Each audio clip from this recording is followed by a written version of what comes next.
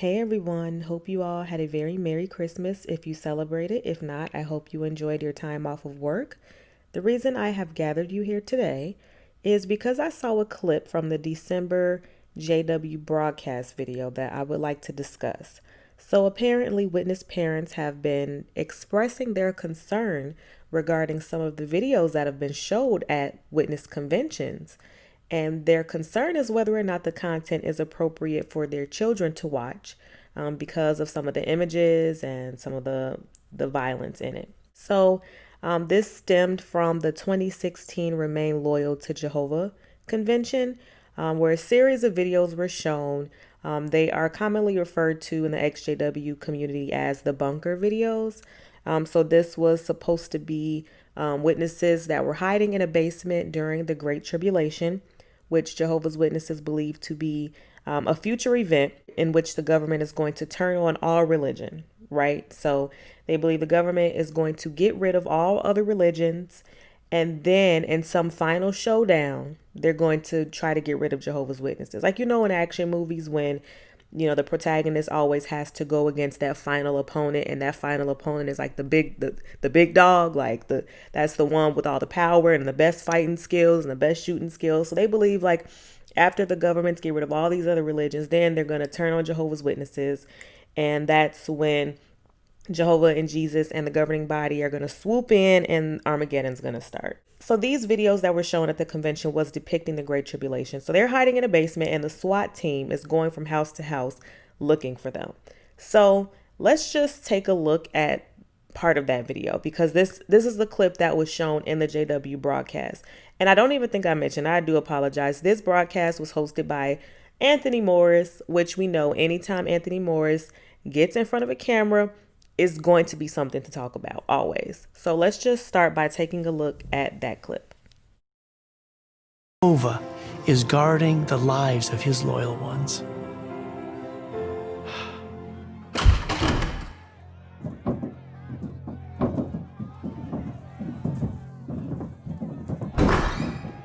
Where are they?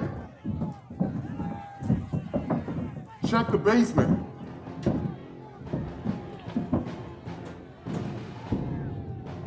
Shut that door.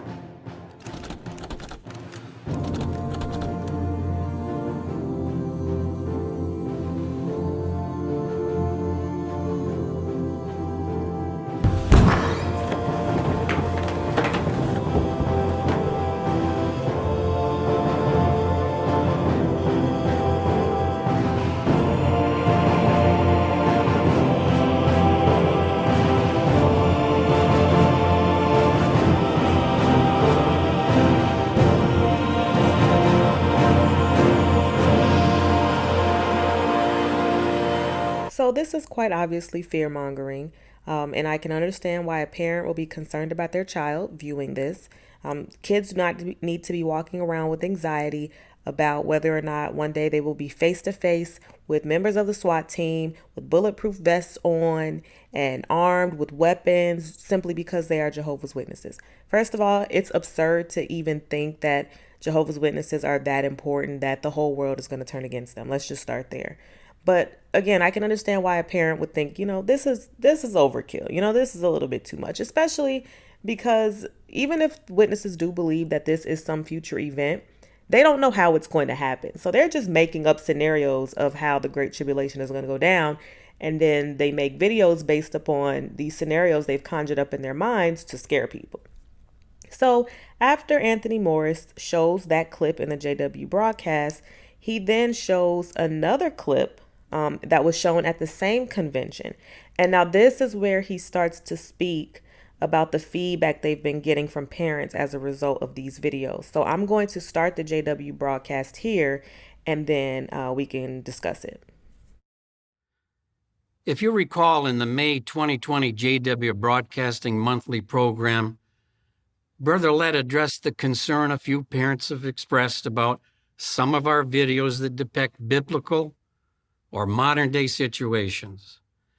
In these, at times, true worshipers are depicted as having their faith tested as if by fire. The concern expressed is that some scenes could have an effect on children who've been protected from all negative circumstances on TV, including daily news reports of catastrophes being faced by real people. The basement scene we just reviewed was one of our videos that produced such a reaction. Another one was the reenactment of the Bible account depicting Jehovah's saving acts in the time of King Hezekiah. It was shown at the 2016 Regional Convention, and the video is entitled, "Oh Jehovah, I Trust in You." Let's look again at that portrayal of Jehovah's saving acts.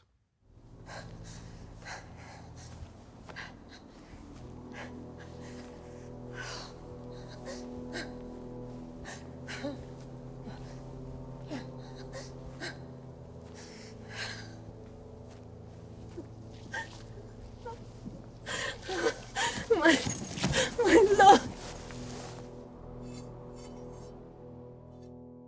If a parent has shielded his child from viewing all scenes on the news or other visual images depicting negative realities, it's understandable that there may be a concern. Okay, so let me just stop right there so we can talk a little bit. So for those of you who don't know, Jehovah's Witnesses don't have like a separate Sunday school or a kid-friendly service that's separated from the adults. The kids, they are present with their parents during all meetings, conventions, assemblies, and they're right there hearing the exact same information as their parents regardless of the content. So parents do have a right to be concerned about the imagery that their children are being exposed to. I mean, we just saw a video of a girl walking through a field of dead bodies, right? But first of all, I do just want to say that showing violent imagery to children is nothing new for Jehovah's Witnesses. Let's take a quick look at some of the pictures in the My Book of Bible Stories book, which is a book that was produced by Jehovah's Witnesses specifically for children. Like, this book is directed to children. So let's just see what kind of illustrations they put in there for the kids, okay? So let's start with this photo. This is an illustration depicting the story of Cain and Abel. After Cain kills his brother, we can see him walking away in despair. Abel is on the ground, bleeding out, dead, if you will. You see him lying in a puddle of his own blood.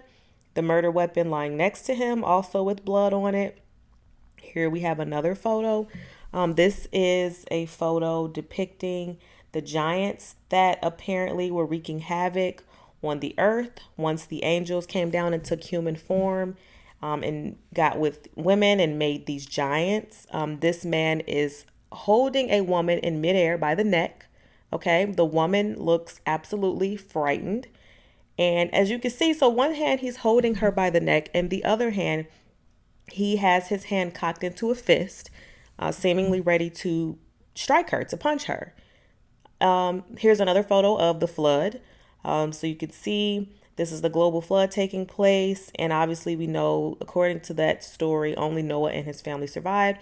So all of these people in the picture are presumably going to drown.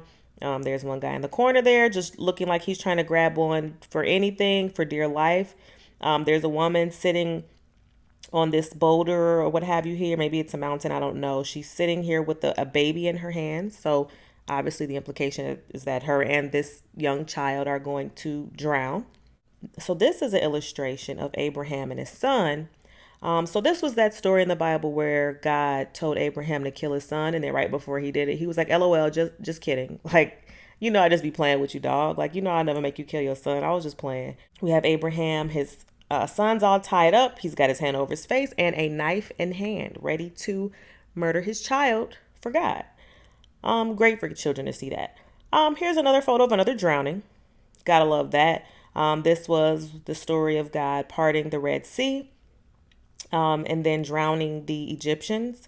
So as you can see, if you zoom in, everyone looks, in distress. Even the horses are even stressed out. Like, the horses are like, what did we do to deserve this? Like, we just carry people around like we're told. Why we have to drown? And then the final photo I want to show you is an illustration of Stephen being stoned to death. You can see men behind him with very angry looks on their faces with stones in hand ready to throw them. Again, these are photos that are in a book for children. When it comes to exposing kids to violence, that's nothing new for the organization. And I can understand a parent being like, you know what, this might be a little much. This may be a little bit much for the kids. So let's see how Anthony Morris justifies this, because of course he's going to justify it, right? They're never going to admit to going too far or showing children, images that they shouldn't have. So let's see how he tries to justify it. However, as Brother Letts stated, parents need to give their children a realistic idea of what we will face in the near future. Many parents choose to help their children appreciate the graphic visual imagery of a Bible-based account, while at the same time building trust in Jehovah, who will be with them in times of distress. The point is, friends, the Bible warns us, young and old alike, that a time of fiery testing looms on the horizon. We want to be realistic and face these events with faith and courage. Our videos depict such circumstances in a tasteful and sanitized way, not showing any actual acts of bloodshed or violence. Be assured that the governing body is not trying to scare anyone. Instead, we are trying to prepare everyone. We feel responsible to fortify the brotherhood by using fire-resistant building materials in the spirit of 1 Corinthians chapter 3. As teachers of the Word of God, may we all give prayerful thought to the methods, techniques, and the diligence we display when conducting Bible studies. We're motivated by the very Spirit of Jehovah God. The words at 2 Peter 3:9 come to mind. Of Jehovah it says, He does not desire anyone to be destroyed, but desires all to attain to repentance. May that be our resolve as we take to heart the inspired words of 1 Corinthians 3:10, let each one keep watching how he is building. So Tony Morris tries to justify this by saying they're not trying to scare anyone. He says all they're trying to do is prepare everyone for what is to come. And, they're just trying to give everyone a visual aid of what is going to happen in the near future. I don't agree. I do think that a purpose of this is to scare people. I think that it would be harder for someone to think critically about their religion or to take the steps to leave when you have these kind of images in mind of what's going to happen to you, right? Whenever they're showing a depiction of people being destroyed, the implication there is this will happen to you if you don't obey us, if you don't follow all of our rules, right? I want to just show you because, I love showing you how they contradict themselves and how hypocritical they are. So I want to take a look at this Awake article. It's from 1990. It's the July 22nd edition. It's a Young People Ask, because obviously this is geared toward young people, right? Because this is about parents having concerns about what their kids are watching. So this is actually an Awake article directed toward young people. So it says, Young People Ask, does it matter which movies I see? I'll have it linked below if you want to read the whole thing. But I want to just take a look at the subheading entitled The Assault on Your Mind and Morals. It says the perspective or viewpoint of a movie can also greatly influence your reaction to it. Movie makers thus try to make viewers identify with the characters portrayed, even when the hero is a criminal or a sadistic, power-hungry person. Sounds familiar. If you're not careful, you may find yourself rooting for a criminal. Consider how one audience reacted to a recent horror spoof involving a razor-fingered maniac who slashed his way through a series of scenes. They cheered the blood-letting killer on. Led along by the mind-manipulating camera, the audience seemingly lost its sense of values and all compassion for the victims. Again, sounding very familiar. How contrary this is to the Bible's admonition not to rejoice over another's disaster. It is a direct contradiction of Jesus' golden rule, to do to others as you want them to do to you. Furthermore, can cheering on murder be compatible with the Bible's urgings to be tenderly compassionate? Does it not amount to aligning oneself with the congregation of evildoers? And I just want to look at one more paragraph. It's under the subheading subtle effects. So it just goes on to say how even though you may not think violent movies are having an effect on you, they still do. So this paragraph says, the Bible says, Jehovah himself examines the righteous one as well as the wicked one, and anyone loving violence his soul certainly hates. Could a steady diet of violent films affect your attitude toward violence? Could you even begin to find violence entertaining, even amusing? And is it even possible that you could find yourself more prone than before to settle problems and differences with force? Well, did Proverbs 10:23 say, crime is the entertainment of the fool? I do actually agree with certain parts of this article. And I don't like to give them a lot of credit, but I do actually agree with certain parts. You do have to be careful what you watch, especially when you're a young, impressionable child. Obviously, movies have ratings and things for a reason. But here's the thing. They're saying here that you should not watch violent movies because it could slowly start to have an effect on you, and you may start to think you should resolve conflict with violence, or you could identify with the violent person in the movie. This sounds so familiar. The governing body is that sadistic, power-hungry person mentioned in this article. Toni Morris just had a video in a morning worship talk where he took a match on stage, lit the match, and blew it out and chuckled because he was reveling in the idea of anyone who doesn't agree with him being destroyed. Toni Morris has several talks out there. I'll have my video linked down below where I discuss this. He has several videos where he is excited. He is talking with excitement about the day that he can see everyone be destroyed who doesn't agree with him. I believe when they make these movies, they are excited to see the death of those who don't agree with them, and they want us to feed on that. Well, not us, because I'm no longer a witness, but they want witnesses to feed on that. They want witnesses to also be excited about that. And so this article is saying, so basically what they're saying is like, violence is only okay when we do it. Violent movies are only okay when we do it. Depicting hundreds, thousands, millions of people being killed is only okay when we do it. Because here, this Awake article is saying you shouldn't rejoice over another's disaster, but Toni Morris does it all the time. I just think it's really interesting that in this Awake article, they're talking about how dangerous it could be to watch violent movies. But then here in this broadcast, they're like, oh, well, when we show violent movies, it's okay because we're just showing what's going to happen really soon. So, let your kids watch that.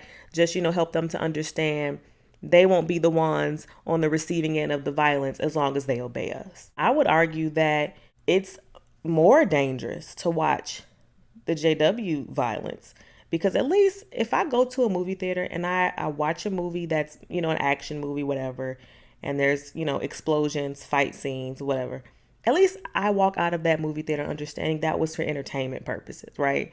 Like, I understand what I just watched was not anything that I have to be worried about in the real world. These videos on jw.org are worse because when you watch those, there's like a threat behind it. When you watch videos where, people are on the ground and bleeding out, the implication is that's going to happen to you if you don't continue to follow the governing body. So again, I have to say that's worse, and that's even more damaging than going to the movie theater and just watching a movie. So I just wanted to cover that because, as always, I think they're hypocrites. I think this really speaks also to how much control the governing body has over their members, because here you have these parents who feel like they have to write to the governing body for advice on this. They don't even feel like they could just make the executive decision and be like, you know what, certain things I'm just not going to allow my child to watch on jw.org. I'm just not going, I'm going to take them out into the auditorium. I won't allow them to watch it. Nope. They don't even feel like they have that authority to do that. They feel like they have to go to the governing body and ask, hey, I don't feel comfortable with my child watching this, but, I'm going to you for advice. What should I do? They don't even feel like they have any say-so in how they raise their kids. They always feel like they have to consult the governing body. So that's all I wanted to talk about in this video. Please leave your comments below. I hope you all have a very safe and a very happy new year, and I will see you all in my next video.